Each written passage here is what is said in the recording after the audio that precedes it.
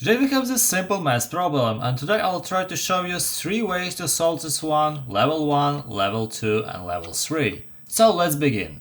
So let's start with level 1. What would level 1 do? He would just add all of these 3, so he will get 9, and he gets divided by 3. So 9 divided by 3 gives him 3.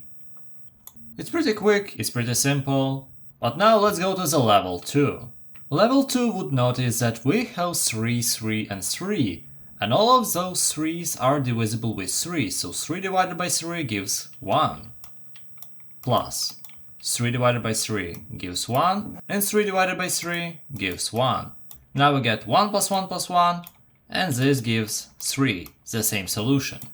Wait, if you like the explanation so far, please consider subscribing. Thank you! But now for the last level, the simplest and the most complicated way. I would personally notice that we have 3 times 3. Look, 1, 3, 2, 3, 3, 3. So we can write this as 3 times 3 divided by 3.